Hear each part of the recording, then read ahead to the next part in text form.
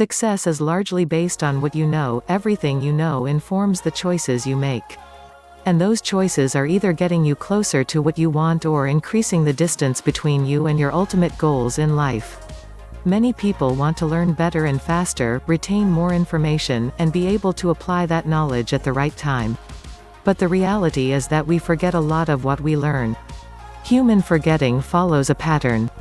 In fact, research shows that within just 1 hour, if nothing is done with new information, most people will have forgotten about 50% of what they learned.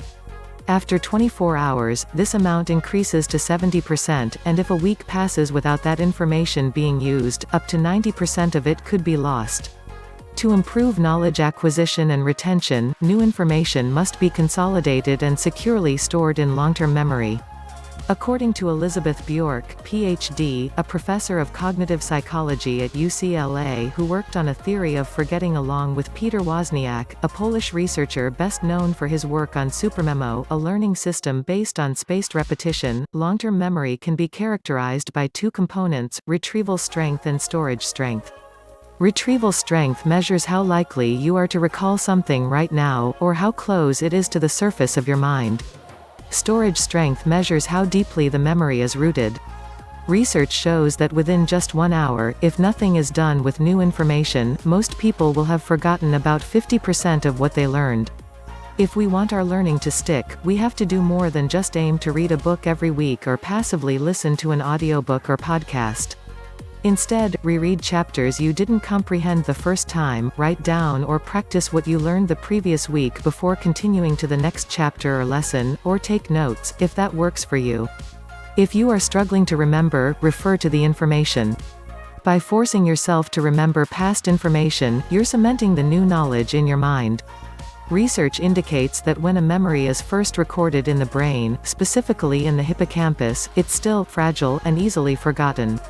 Our brains are constantly recording information on a temporary basis to separate vital information from the clutter: scraps of conversations you hear on your way to work, things you see, what the person in front of you was wearing, discussions at work, etc.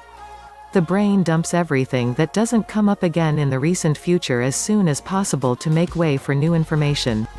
If you want to remember or use new information in the future, you have to deliberately work on storing it in your long-term memory. This process is called encoding, imprinting information into the brain. Without proper encoding, there is nothing to store, and attempts to retrieve the memory later will fail. In the late 19th century, Hermann Ebbinghaus, a psychologist, was the first to systematically tackle the analysis of memory.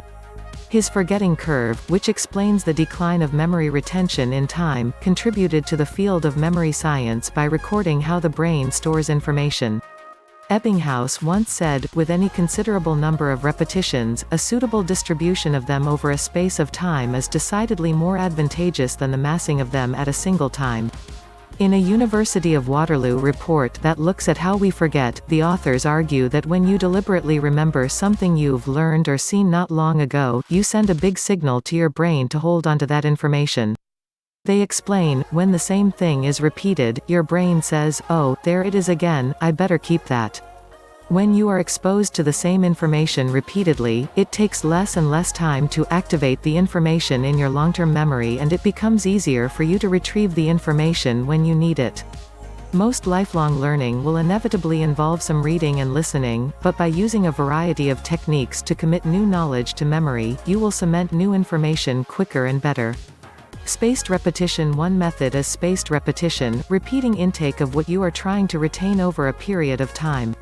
For example, when you read a book and really enjoy it, instead of putting it away, reread it again after a month, then again after 3 months, then again after 6 months, and then again after a year. Spaced repetition leverages the spacing effect, a memory phenomenon that describes how our brains learn better when we separate out information over time. Learning something new drives out old information if you don't allow sufficient time for new neural connection to solidify. The 50-50 rule: dedicate 50% of your time to learning anything new and the rest of your time to sharing or explaining what you have learned to someone or your audience. Research shows that explaining a concept to someone else is the best way to learn it yourself. The 50-50 rule is a better way to learn, process, retain, and remember information.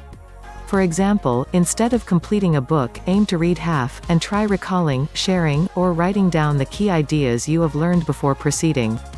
Or better still, share that new knowledge with your audience. You could even apply the 50-50 rule to individual chapters instead of the whole book. This learning method works really well if you aim to retain most of what are learning. The ultimate test of your knowledge is your capacity to transfer it to another person. The best way to learn something truly is to teach it, not just because explaining it helps you understand it, but also because retrieving it helps you remember it, says Adam Grant. Topic demonstrations. Another valuable method is to make the most of topic demonstrations to understand a topic inside out. Unlike simply reading or listening to an explanation, demonstrations show you how something works and help you visualize the concept. When learning photography, design, public speaking, negotiation, or a useful new technology, watching instructional videos that demonstrate what you're trying to learn can improve your retention rate.